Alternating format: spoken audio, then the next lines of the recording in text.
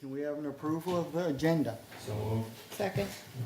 All in favor? Aye. Against? Motion carried. Do we have any conflicts of interest tonight to declare?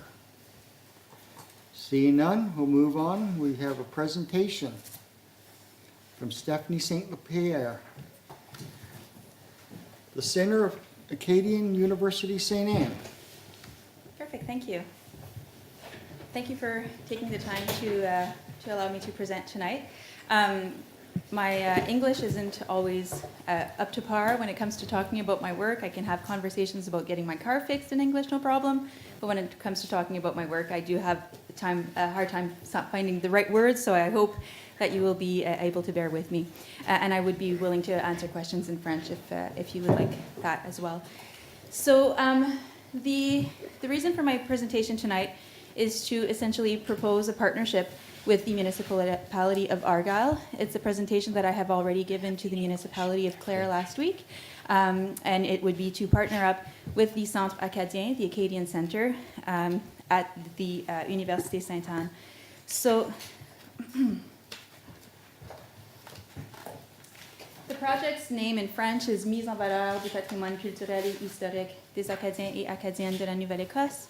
Roughly translated, it would mean to promote and value heritage from the Acadians in Southwest Nova Scotia and Nova Scotia as a whole. It doesn't quite translate mise en valeur, but so it's really the project's main objective is to generate new content on Acadian culture, heritage, and history that would showcase Southwest Nova Scotia, especially the regions of Clare and Argyle. There has been a need that has been expressed from the community for research-based and historically sound content that could be used in education as well as in tourism. And my aim is to create a project that would allow the Centre Acadien to showcase its archives and resources while answering to specific needs being expressed by the community for quality information online. So the motto of the project is basically research-based but community-driven. So one of the things that has been expressed to me in diverse meetings, I was able to speak to Larry Peach from the municipality of Clare quite early on in the conception of the project, as well as with Charlene LeBlanc here of Argyle, to kind of try to assess what certain needs would be for the different municipalities.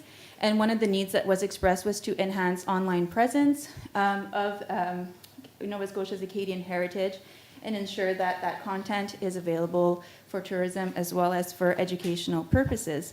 The municipalities of Clare and Argyle have this wonderful excursion acadienne, which is a series of panels. You have one right here in front of the courthouse. And all of that information is not available online at the time. So the first phase of the project that I would like you to partner up with the center would be to take that information and review it, revise it, augment it, add more archival content, more photographs, more documents, and to ensure that it becomes available online through a website and mobile application that is called Historic Nova Scotia. It would allow partners to collaborate according to their own expertise, so the centre being an expert in research and the municipalities being experts in the needs of their communities, and to enhance knowledge of Acadian history and culture. By partnering with Historic Nova Scotia, the content being generated with this project would have a great online presence with the, like I said, the website as well as the mobile app. And I hope I'm going to be able to do this. I would like to show you quickly their website. They've only been up and running since last summer, and they're already generating a lot of interest. You might ask why I would be interested in partnering up with Historic Nova Scotia in particular. So Historic Nova Scotia is based out of Dalhousie University, and they are going towards museums and different archival groups who have content that they would like to promote through stories as well as tours. And by having that approach, which is really research-based, it allows us to showcase the information in a more research oriented environment rather than a tourist aspect. And tourism is kind of, how would you say, un effet secondaire, or it kind of becomes a bonus to be able to use that information for tourism purposes. It would be written for a grade, I think that the objective is to write for a grade 5 level, so it's very general public, but the information being generated would be verified and ensure that it is correct and up to date. So the way that the website works is that you have the option of going to stories or tours, and these are the recent stories that were put online. As you can see, Yarmouth is represented. There's a few organizations in Yarmouth.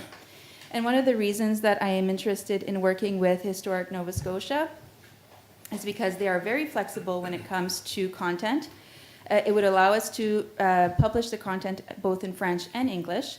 And the other aspect is that a lot of times when people or websites want your content and they want you to give them content, they then have copyright on that content. Historic Nova Scotia is not interested in the copyrights of the content. The content would be signed by the researcher that is doing the work or the center that is doing the work, for example. And that information remains the intellectual property of the creator. Therefore, if the municipality of Argyle wanted to do an exposition somewhere with the physical panels that would be printed out with a graphic designer or whatnot, that information remains available to use elsewhere. It's one of the key elements. The other thing too is that the information that would be created through this project, or the content being created through this project, would also be showcased on another website that is housed by la Fédération acadienne de la Nouvelle-Écosse. They have les sentiers acadiens. So it allows us to create content with multiple usages. So phase 1 of the project is basically creating content based upon the Acadian Shores Tour, I think it's called, les excursions acadiennes in French, as a main objective for the first phase. Phases 2 and 3 would be to work with individual community partners where we could create new content, completely new content based on new sites that would have been identified by those partners. I have already a partnership established with the Société historique de la baie Sainte-Marie, la Société acadienne de Clore, and I'm hoping to create partnerships with the courthouse here, and as well as le Musée acadien et le village historique acadien. So those would be partners that I was hoping to be able to approach once I have the kind of the green light from both municipalities to go ahead and reach out to those community partners. And again, the idea is to ensure that the content that we are working on as researchers with research assistants that would be hired through this project is community driven. It's really responding to needs that are being expressed by those partners in the different areas. So I don't know if I've used up all of my 10 minutes. I have about 2 minutes left. 2 minutes left? Okay, so the other aspect to this project is that it's something that I would like to just remind us all of the current context. So the current context is important to note because the Acadian Excursions Tours dates back to roughly 10 years, even a little bit more. I think it's 2004. And it's not available online, which is something that is very pertinent information, and it would be great if it would be available online.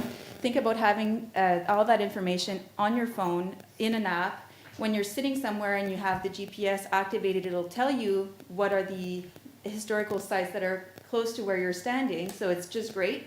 And the other thing too is the aspect of the tours makes it even more interesting because it would allow people who don't even know about Acadian culture in Southwest Nova Scotia to kind of happen upon one site and discover an Acadian tour, which would allow them to find out about all of the important Acadian sites, not only in Clare and Argyll, but eventually throughout the whole province. I do believe that it's important to use an application and a website that has been designed not specifically for Acadian content, but upon which we can put a lot of Acadian content.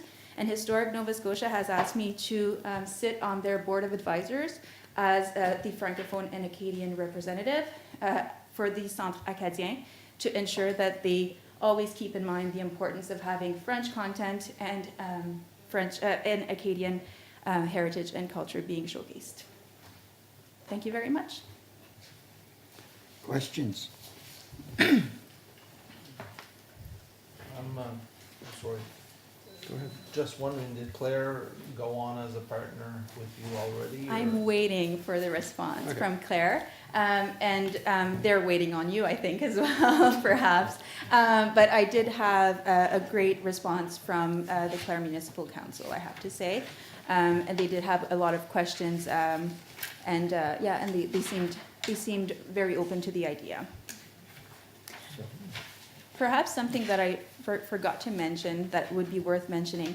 For phase one, it's clear that I'm asking the municipalities to contribute financially to the project. But the idea behind this is that in phase one, I would take it upon myself to look for funding to be able to finance phases two.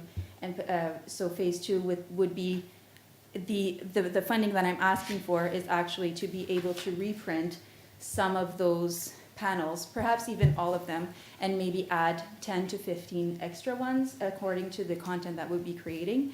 And that would be funded through the project back to the municipalities. So it would be an expense that you would not have to utilize. And it would be a win-win because we would be able to reuse essentially the posts and the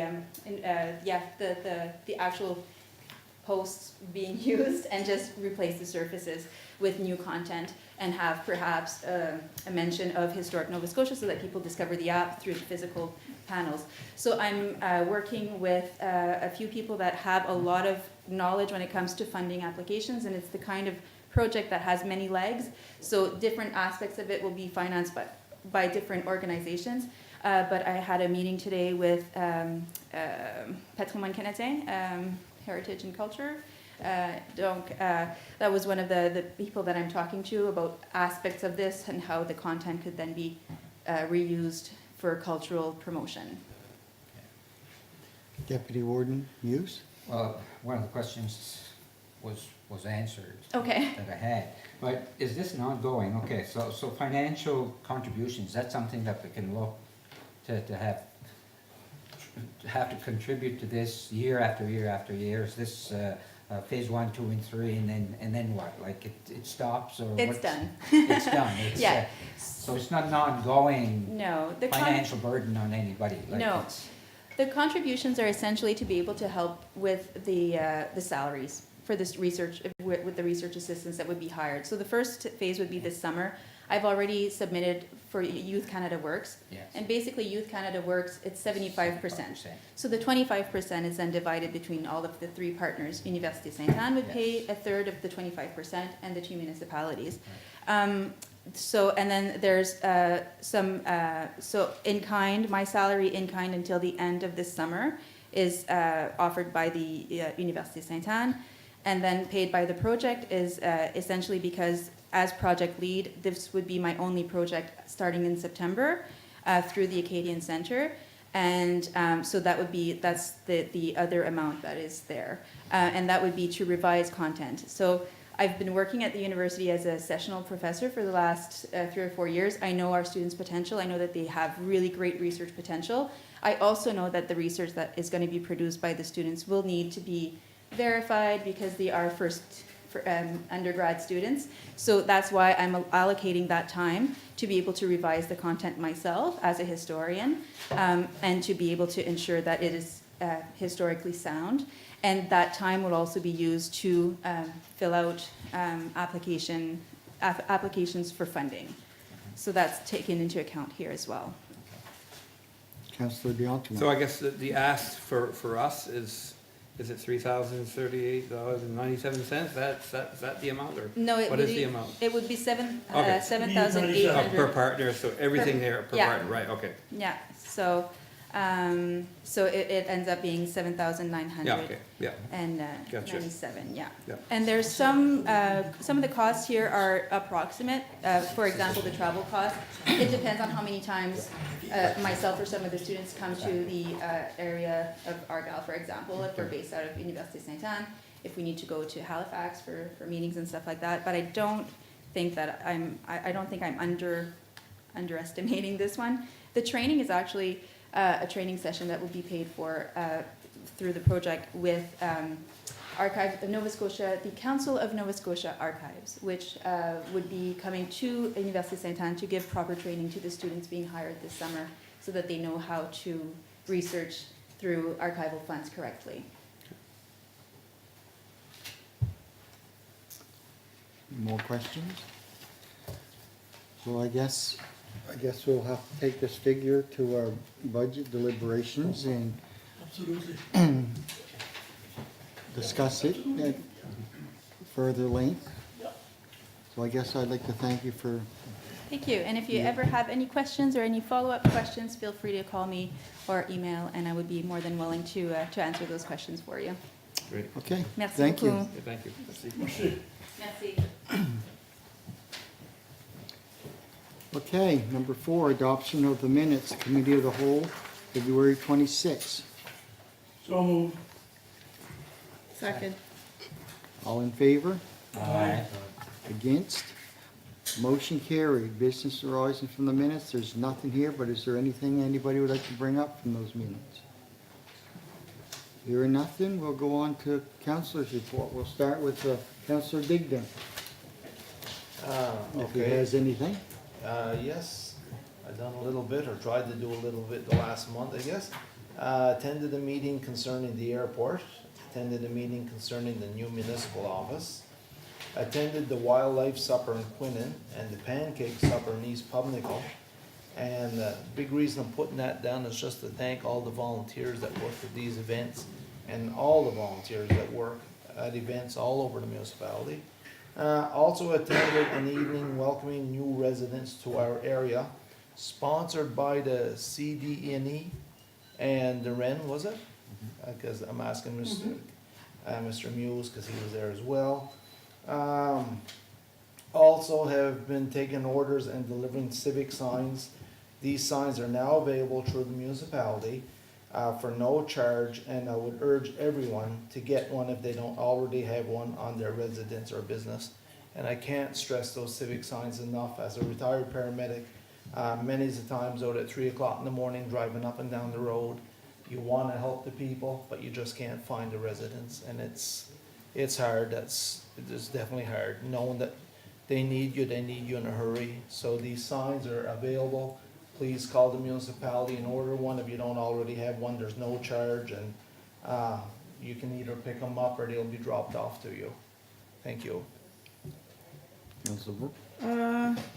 I as well attended the meeting to the airport, and I attended Nikhil, and I did attend the pancake supper, didn't go to the wild meat supper. That's about it. Most of the councillors touched on anything I wanted to comment on. No major updates this week.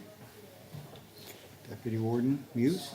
Same here. I attended some of the meetings that Councillor Digdon had mentioned, so basically he updated on those meetings, so. Councillor Surratt? Except for plowing snow, I attended the airport meeting like Glenn mentioned, and I guess that's basically it. Thank you. Councillor Albright? I also attended the Nikhil meeting where they were talking about their 30th anniversary. They're making plans for that celebration.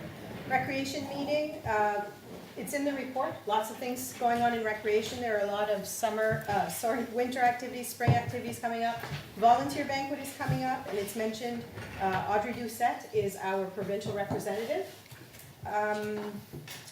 March break, I just want to mention so that the public knows, because sometimes I get phone calls or emails, how do we know what's going on in recreation? There is a Facebook page for recreation, for active living and for recreation as well. And all of the March break activities for kids are on there, so if anybody's interested, they can look that up. I'm going to pass this around because at our meeting I thought this was really neat. This is an Argyle, Active Argyle. It's a guide to cycling in the municipality of Argyle. So we're looking to put these in restaurants, garages, information kiosks in our municipality.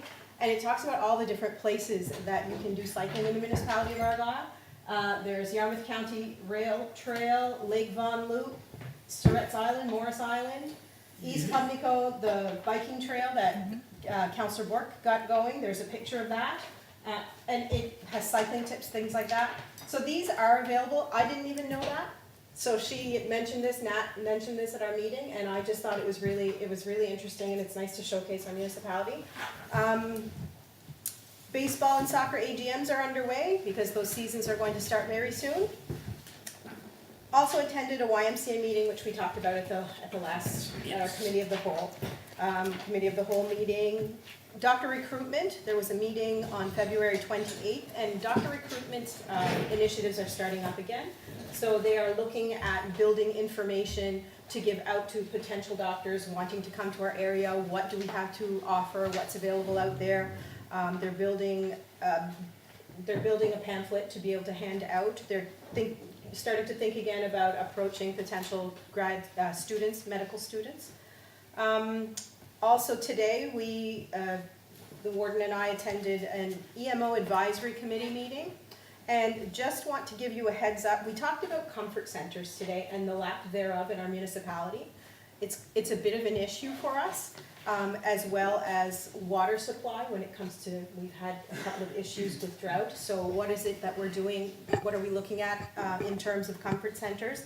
So Janine Muse she developed a needs assessment, handed it out to fire departments, and they've come back with information what they would need to make a comfort center in the area. So that's kind of the focus that she's looking at. Where could we potentially put comfort centers, and what does that mean for us as council?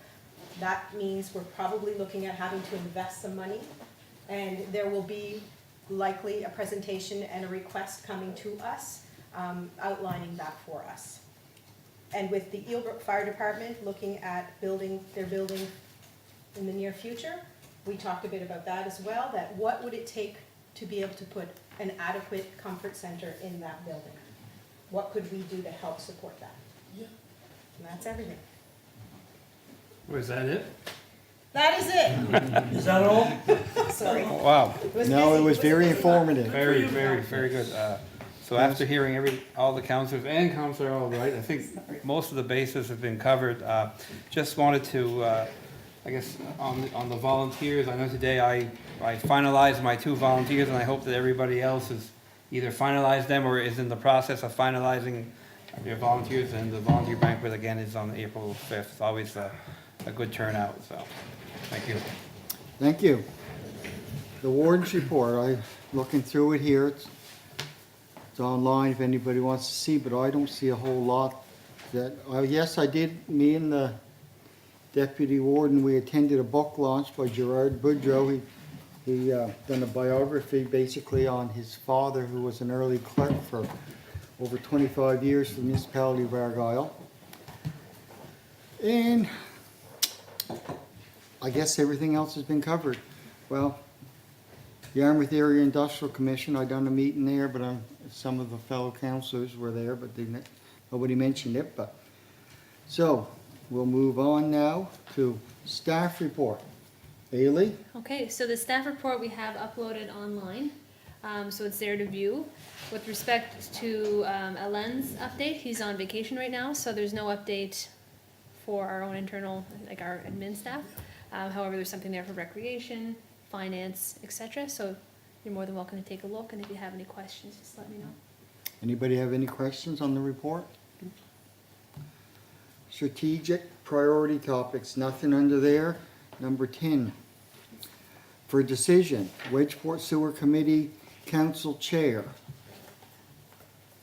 And I believe they need 2 councillors on that committee. Would you like to talk to that? I can, Hans, Or, so you slipped in, I didn't see you. it's pretty straightforward. Yep. Yeah, Go. in our bylaw it outlines that we have to create a sewer committee for our new wastewater management district in Wedgeport. This year would be our first operating year because we finished 42 new sewers over the last 2 years, and now we have to set up the committee just to help with operating costs and have give the residents a chance to be in the chair and then decide on operating costs and what we're gonna do and how we're gonna spend the money and if something happens. Luckily, everything is new so far, so no breakdowns, no issues. It should all work pretty smoothly, but we have to start getting going, and so I need 2 councillors to volunteer or to chair. One of them chair the committee, and the other one as a voting member. Councillors or members of the public who chair? We already have 3 members of the public that are volunteered. We have staff available, so all we need is councillor. Right. I must have read this wrong because I understood that a member of the public would be the chair, but that's not what you're looking for. You're looking for a councillor to be the chair. The other, Yeah, my understanding is that the other sewer committees are chaired by council. Yeah.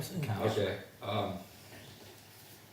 So I think the motion, the suggested motion that we're looking for tonight is to approve the setup. Is that correct? Yes. Of such a committee being 2 staff, 2 councillors, and 3 members of the public. Are you looking to get the councillors appointed tonight? If possible, so we can start the first meeting in April and approve the budget for, Right. for this operating year. I'm not sure how it works.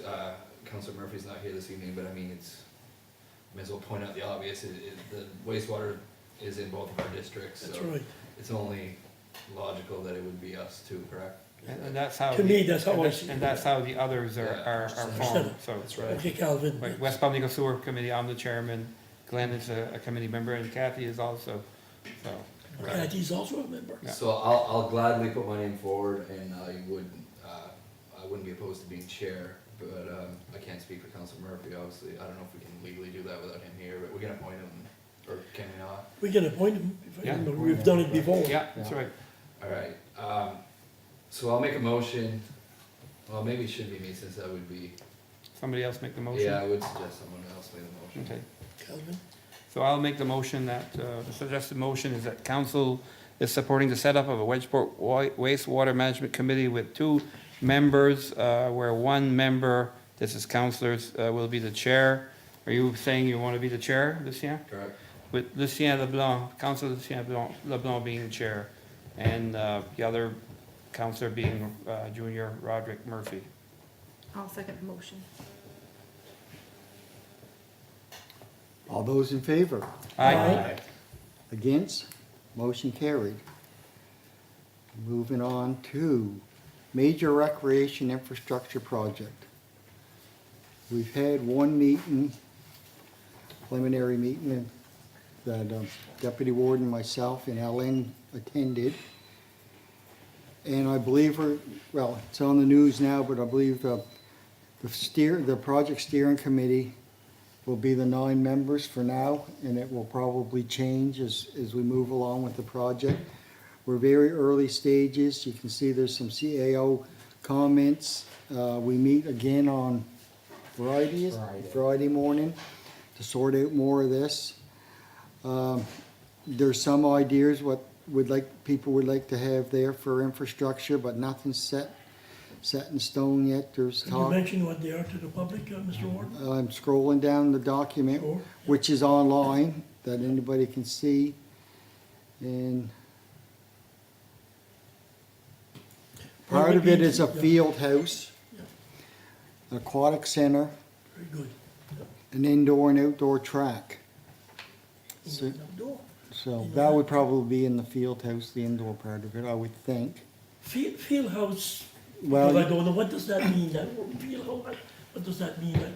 Where they- Inside, is that what? Indoor soccer, Indoor soccer. Oh, I prac- think, practice baseball, like off-season. oh, I never A heard of bridge, that before. I believe Bridgewater has one. Look at that. I know there's a few East of our, Hants in the city, yeah, I know a Kinda like few a of our big, kids go down. like a big balloon, inflatable type building, is that correct, Councillor Albright?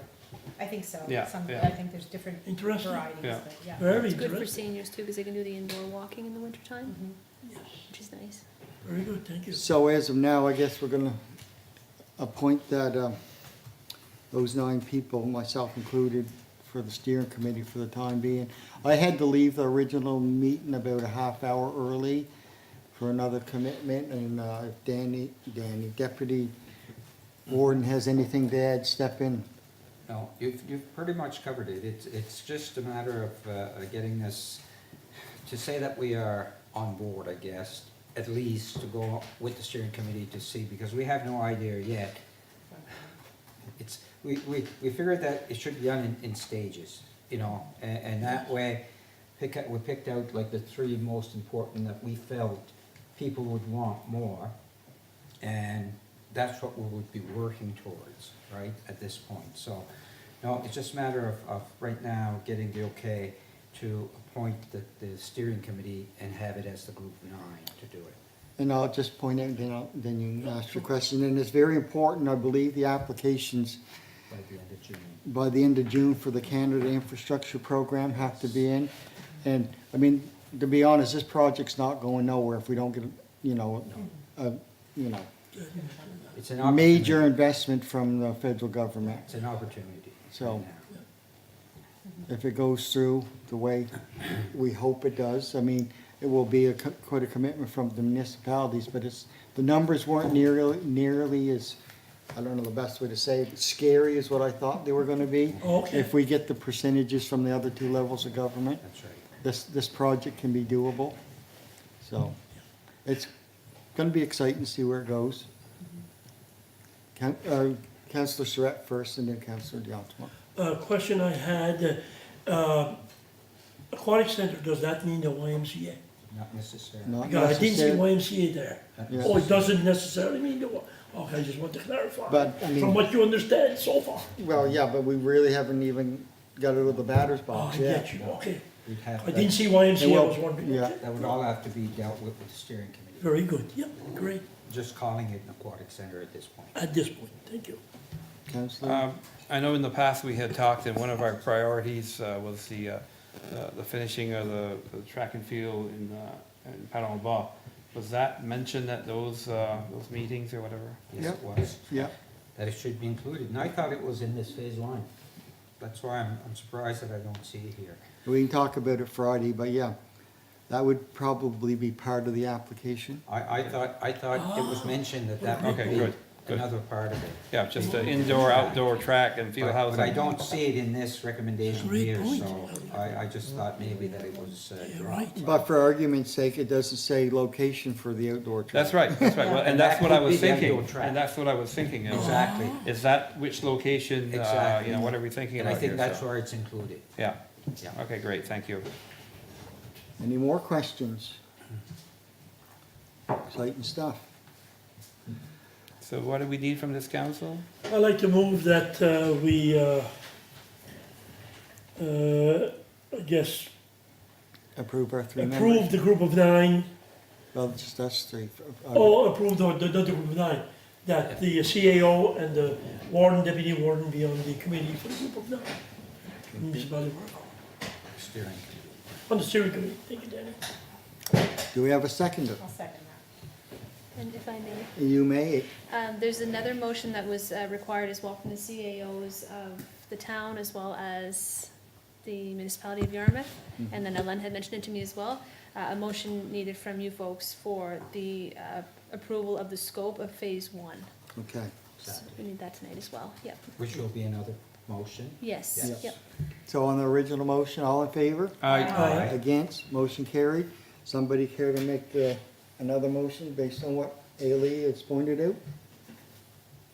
I'll make the motion. So the motion is. Could, yeah, just- it should be, Yeah. So the Approval. scope of phase 1 of the recreation infrastructure project will include an aquatic center and indoor-outdoor track and field house. Needs related to curling and other facilities will be addressed in consideration of future phases. So it's that phase 1, but I suggest we get clarification for Councillor such a Donaldson. great point, Calvin. Yes, Yeah, yeah. Yes, clarify that. I'll second that motion. So do we make a motion with the clarification?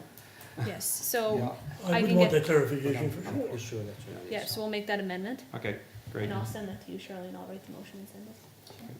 Great. Do we have a Question? second? I second. You did? Thank you. All in favor? Aye. Against, motion carried.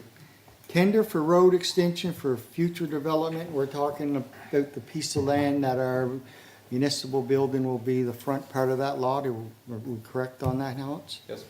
And I'm gonna hand this file over to you.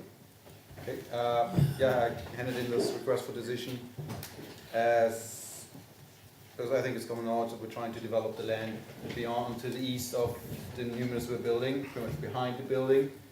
In order to do so, we, staff reviewed the file. We determined to maximize the outcome of that developments, we have to create a new roads. So we have to create a road right away, and then we can subdivide the lots further.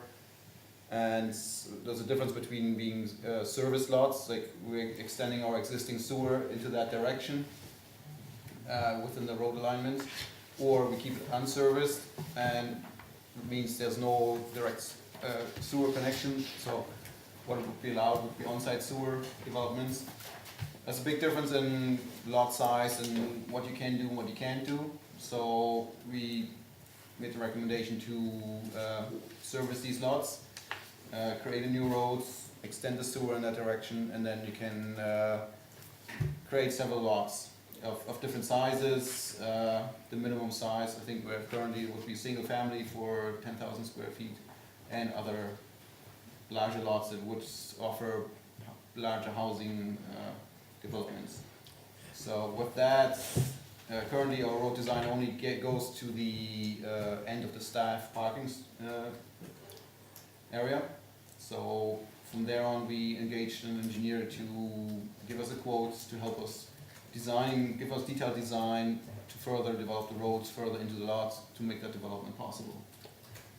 So with that, we got a quote back, and it's about 11,600 for detailed design and phasing recommendations. So they look at our concept plan that I had attached to it, just to give them a rough idea of what's possible. That might change. So based on that concepts, they gave us 11,600 for to review that concept, plus give detailed design on road alignments, sewer extension, and then I think it's another nearly $3,000 for writing a tender for us, and then doing the construction and administration. So they will review the construction and make sure that everything is being installed properly. So that's a total of 14,900 that they're proposing. Because the company that we approached, they have been already the designer for the first section for the municipal building, for the road. So based on that, we can use alternative procurement procedures. Because to re-establish that with different consultants would cost more money and would take too much time to make this possible. So we're allowed to go ahead and just direct the work pretty much, and engage this engineer to help us with the design. Once this design is installed, once it's established, we can carry on with our subdivision approval. And once that is approved and registered, we can start with construction and offering the lots through a public tender process for sale. And then development can happen as proposed. So I think that's a good benefits for the community, for the municipality to extend in that direction and use that land that we have available for further development. Any questions for, oh, everybody's hands up. We'll go Councillor Report. Hans, do you know if that money would be coming from the administration building fund, or would it be from our operating reserves? Because it's sewer extension, I believe we could use gas tax money that would be eligible. Thank you. Councillor Digdon. The only thing I was, when we acquired that land out behind where the new municipal office is going to be, we were hoping for future development of that land out there. So I was ready to make a motion on this evening, that we acquired the services of Able Engineering to review design, road alignments, and sewer extension for the back lot of where the land that we have for a new municipal office. I'll second the motion. And on the, you had a question, yes. A question, Hans, okay, so if we subdivide, we're gonna subdivide in more than one lot, is that correct? Yes. So, we were talking about bringing the road to the end of our property. Yeah, Right. what we're trying to review is, so the consultant's gonna help us determine if it makes more sense building the entire road at once, or phasing it out and say we only do 200 feet beyond our beyond our parking lot, to allow access to a few lots, and then do a second phase further down Okay. the road. Once these lots are all developed, we can say, so we'll determine that in the process and make further recommendations. That's right, because in order to subdivide further, the road has to, every lot you subdivide has to have access to a public Exactly. road. Yep, So if you stop there and then you subdivide beyond, then they wouldn't have any access, right? So they would have, eventually they would have to go beyond. exactly, yeah. Once we have the subdivision approved and registered, we have to extend the road at some point to give You'd access have to to. all properties. Exactly. Very good, Danny. Councillor And Dion to me, that makes sense because, you know, we extend it, we sell lots, we see that we can sell lots, we recoup our money, and then we invest again and do it over, right? So that way, it's more of a sure shot, as far as I'm concerned, where we're not putting the, you know, the cart in front of the horse, right? So, I think with the amount of lots that we have created, that pretty much would cover the cost of installing the roads Yes. from Highway 308 all the way in. yeah, So that would partially funds even the road for the new municipal building. Even that, yeah, And that- okay, yeah. But that's if we sell all the lots, so, Yeah, yeah. absolutely. Any more questions? We have a motion on the floor. Everybody's ready for the vote? All in favor? Aye. Against? Motion carried. Correspondent and for information, number 11. Minimum planning consultant process. Anybody have any questions? All these are online. They're something we have on every agenda that we just go through. The next one is unsightliness of the garbage bins that are located beside the road. And Councillor LeBlanc, I believe you wanted to speak on this one? Yeah, I've had a resident approach me and to mention normally they're a wooden structure that people put at the end of their driveway so that you can store your recyclables and your garbage until garbage day. There's been issues in the past with rats and, you know, smell and unsightliness, and certain residents felt that we could implement a bylaw, basically that you would have to remove it from a certain distance from the road because of the unsightliness part of it. Not necessarily saying that they wouldn't be appropriate, but more tucked away during tourism season or whatnot. It is an unsightly issue. So I didn't put it for decision tonight because I wanted to get feedback from you guys. You know, maybe to ponder it, you know, look in your communities, keep an eye out, and maybe at the next meeting we could talk about a decision on it. Maybe even bring it to Waste Check to see what they felt like, and I thought I'd raise it tonight so that staff could maybe, you know, give us advice at the next meeting, how a bylaw could work surrounding that. Secondly, on a very similar topic, I've been approached by harbor authorities with the fact that enforcement, basically every harbor has those dumpsters that get emptied once a week or whatnot by Duffus, and they're having a hard time enforcing the fact that only garbage waste from the vessels and from the wharf go into these dumpsters. For example, in Wedgeport, we have a great camera system. There's no problem whatsoever identifying who's putting garbage into these dumpsters. It's the enforcement part. So our manager's been in contact with Richie Nickerson, I believe he is.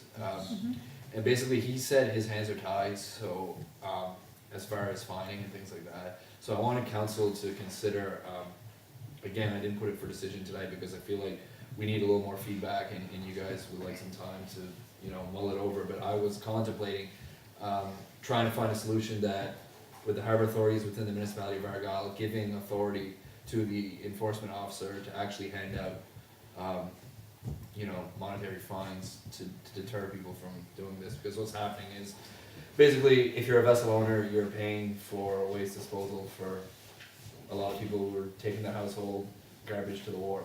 Why they do it, you know, when you can just put it at the end of the road or bring it to the dump or whatnot, I don't know, but it's a very popular and it's a very common thing to do, is to bring your garbage to the dumpster at the wharf. Way more popular than you would ever imagine. If you sat and looked at the cameras, I'm gonna say, no, I shouldn't say a number because I guess I don't have the figures, but way more than you would think is actual household waste versus waste from the vessels.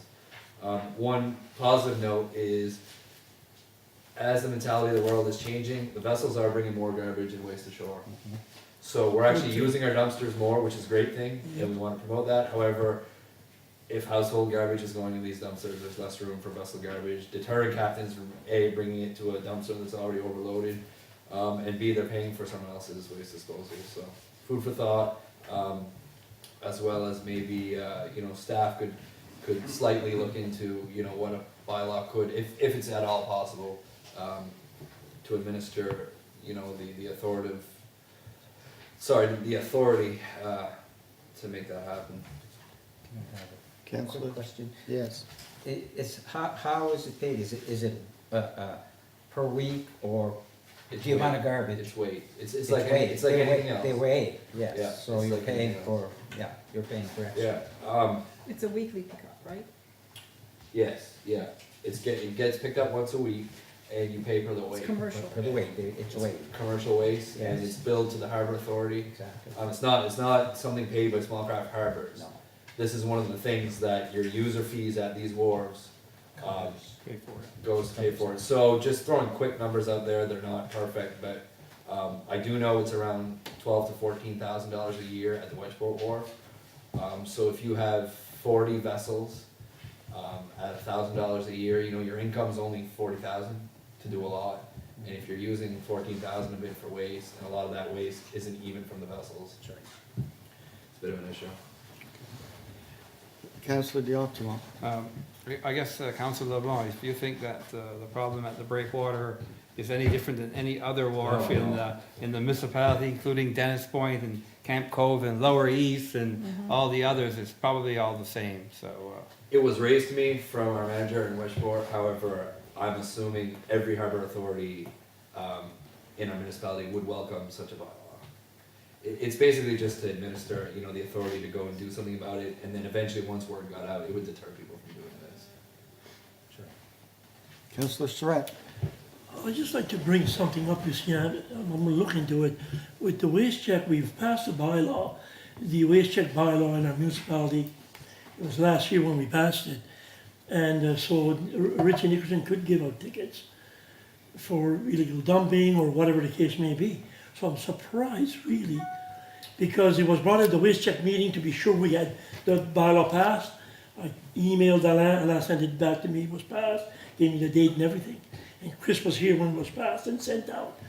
So what I'll do, I'm gonna check, because I'm on the waste check committee, and I did request that I'll ask Richie what the issue is, because we have passed that bylaw to issue tickets. That's another reason I put it here, not to make a motion tonight. I would like to hear feedback from him. I'll you know. get back and find out. If we're gonna make a bylaw, we wanna make it with his input, right? Yeah. That, you know, it can be something that he can work with. Because I'm wondering if it wouldn't fall under illegal dumping. This Yeah, what it so, is. you know, you're. To me, it's illegal I guess dumping. you're throwing garbage in a garbage dumpster. Yeah, is it You know, illegal? so, and the garbage is getting taken care of, so that's probably where the Yeah. gray area kinda, you know, exists, right? Although if you put garbage in somebody else's garbage, front of their house, you're doing it illegally.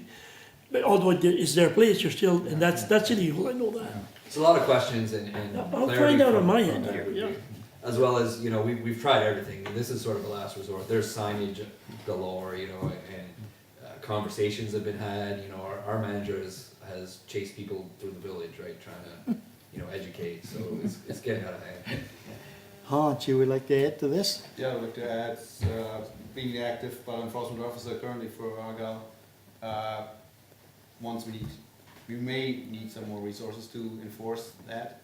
Currently, none of our bylaws are registered with the province, so currently the only way we can give out tickets is considered a long form, so we have to engage a lawyer to issue tickets and fines. So in order to achieve direct summary offense tickets, we have to register our bylaws, and that's involves a little of a process, which involves some legal counsel and guidance, and to do that, so it's a little of a timely and financial effort, just to be aware of that process. Councillor Dion-Tron. And coming back on your first problem, I guess, about the regular garbage pickup and the, I guess, the garbage boxes or whatever, I figure, don't we have a bylaw that you know, you're supposed to bring your garbage out at a certain time, and then once it's been, you know, taken away, you're supposed to pick up your green box, and I'm sure we have a bylaw there, we can't just leave the stuff out for the week, right? So is it the actual garbage or the actual box? I believe, you know, the residents that asked me to raise this was the actual box itself. We definitely do have a bylaw. What it is, I can't remember, but I do remember we spoke about it, that there's a certain time limit, you can only bring your garbage. But just the box themselves being so close to the road, I know some of them even violate, I think they're not supposed to be within 33 feet of the yellow line. Is that not Department of Transport? So it's a safety thing more than, or an aesthetic thing? It's various topics, various reasons why, Yeah. you know, they shouldn't be there, but, Yeah. I just thought I'd raise it so that you guys can all take a look in your own areas, Yeah. bring some feedback, and we can talk about what we can do in the future. Okay. Okay. Any more discussion on that? Seeing none, we'll move on. As you'll notice, all the councillors and some of the staff have these wonderful purple ribbons. They represent Epilepsy Month, month of March, and I've been in correspondence with a lady that's with this association, and she sent these out and asked if we would wear these tonight. And proclaim March 26th as Purple Day in Nova Scotia in an effort to raise epilepsy awareness everywhere. So that's why we all have purple ribbons on tonight. Okay. And they will be taking a picture, and she wants a picture for their website. So Great. now that everybody knows why we have them on. And we'll move on. Town of Shelburne has sent a letter out requesting a small portion of the HST to help pay for downloaded services. I don't know what council would like to do with this, but if you haven't had a chance to go through, we can add it to it for a later date. I don't know how serious we're gonna take this. And moving on, the municipal representative for the Cancer Steering Committee, and I guess everybody agrees that Jim McLeod was a good choice there.